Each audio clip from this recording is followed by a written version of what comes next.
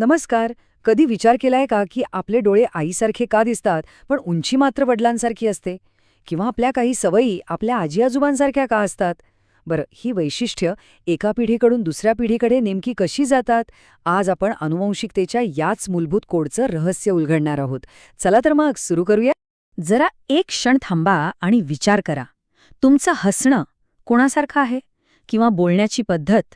कदाचित तुमच्यातली कला तुमच्या पंजोबांकडून आली असेल. हे फक्त योगायोग नाहीयेत. या सगळ्याच्या मागे एक भक्कम विज्ञान आहे, जे आपल्याला आपल्या कुटुंबाशी, आपल्या पूर्वजांशी जोडतं. चला, तर मग या पिढ्यानपिढ्यांचा रहस्यामागे नक्की काय दडलंय ते पाहूया. आणि हे समजून घेणं महत्त्वाचं आहे, कारण यातूनच आपल्याला कळतं की काही गुण किंवा काही आजार कुटुंबांमध्ये पिढ्यानपिढ्या का चालत येतात आणि आपण त्याबद्दल काय करू शकतो. तर ह्या प्रक्रियेला एक खास नाव आहे, आनुवंशिकता. सोप्या भाषेत सांगायचं तर ही जैविक वैशिष्ट्य एका पिढीकडून दुसऱ्या पिढीकडे पाठवण्याची पद्धत आहे. आणि हे काम कोण करतं? तर जनुके म्हणजेच जीन्स. ही जनुके म्हणजे माहितीची लहान लहान पाकिटं आहेत, जी आपल्या केसांच्या रंगापासून ते आपल्या स्वभावापर्यंत सगळं काही वाहून नेत. आता ही जी माहिती आहे ती एका गुप्त भाषेत लिहिलेली आहे. एक असा कोड ज्यात आपलं संपूर्ण आयुष्य, आपलं शरीर कसं असेल हे लिहिलेलं आहे. चला, आता याच कोडबद्दल जाणून घेऊया. ह्या भाषेचा मूळ ग्रंथ म्हणजे डीएनए, म्हणजे डीऑक्सी ॲसिड. हा एक दुहेरी सर्पिलाकार रेणू असतो, जो आपल्या प्रत्येक पेशीच्या आत असतो. आपण याला आपल्या शरीराची माहिती पुस्तिका म्हणू शकतो. आणि गंमत म्हणजे ह्या पुस्तकात फक्त 4च अक्षर आहेत: ए, टी, सी आणि जी. पण यांच्या वेगवेगळ्या जुळणीतूनच पृथ्वीवरची सगळी सजीव सृष्टी तयार झाली. बरं, डीएनएमध्ये तर सगळ्या सूचना आहेत, पण त्या सूचनानुसार काम कोण करणार? इथे येतो आरएनए, म्हणजेच रायबोन्यूक्लिक ॲसिड. आरएनए हा डीएनएचा संदेशवाहक आहे. तो डीएनएच्या सूचनांची एक कॉपी बनवतो आणि ती पेशीच्या प्रोटीन बनवणाऱ्या भागापर्यंत पोहोचवतो. म्हणजे बघा, डीएनए जर एखाद्या बिल्डिंगचा प्लॅन असेल, तर आरएनए तो प्लॅन वाचून काम करणाऱ्या इंजिनियरसारखा आहे. हा आकडा आहे 46. आपल्या शरीरातल्या प्रत्येक सामान्य पेशीमध्ये एकूण 46 गुणसूत्र म्हणजेच क्रोमोझोम्स असतात. ही गुणसूत्र म्हणजे डीएनएची व्यवस्थित पॅकिंग केलेली बंडल्स.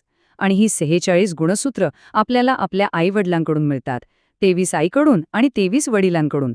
म्हणूनच आपल्यामध्ये दोघांचेही गुण उतरतात. या 23 जोड्यांपैकी एक जोडी खूप खास असते. ती आपलं जैविक लिंग ठरवते. स्त्रियांमध्ये ही जोडी XX असते, तर पुरुषांमध्ये ती XY असते. अर्थात निसर्गात विविधता असते आणि यातही काही अपवाद आढळतात, जे मानवी जीवनाच्या विविधतेचंच एक सुंदर उदाहरण आहे. पण हा वारसा नक्की कसा मिळतो? म्हणजे काही गुण दिसतात, काही लपून राहतात, असं का होतं? या प्रश्नांची उत्तरं पहिल्यांदा कोणी शोधली असतील? तर ते होते ग्रेगर मेंडेल. त्यांना आनुवंशिकतेचे जनक म्हणून ओळखलं जातं.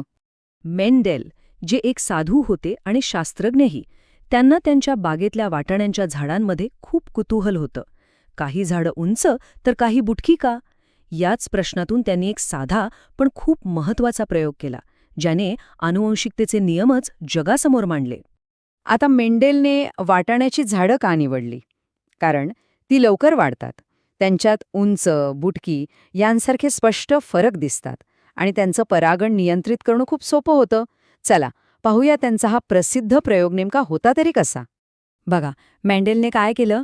त्यांनी एक शुद्ध उंच आणि एक शुद्ध बुटकं झाड घेतलं आणि त्यांच्यात संकर घडवला. पहिल्या पिढीत जी झाडं आली ती सगळीच्या सगळी उंच होती. बुटकेपणाचा गुण जणू गायबच झाला होता. मग त्यांनी या पहिल्या पिढीतल्या उंच झाडांमध्ये स्वपरागण होऊ दिलं. आणि मग जे झालं ते खरंच आश्चर्यकारक होतं.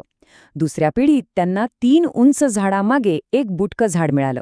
यावरून त्यांनी निष्कर्ष काढला की प्रत्येक गुणासाठी 2 घटक जबाबदार असतात. उंचपणा हा प्रभावी गुण होता, जो लगेच दिसला, तर बुटकेपणा हा अप्रभावी गुण होता, जो लपून राहिला पण दुसऱ्या पिढीत परत समोर आला. पण डीएनए कॉपी करण्याची ही जी प्रक्रिया आहे ती नेहमीच 100% अचूक असते का? तर नाही. कधीकधी त्यात छोटे मोठे बदल होतात, ज्यांना आपण उत्परिवर्तन किंवा म्युटेशन म्हणतो.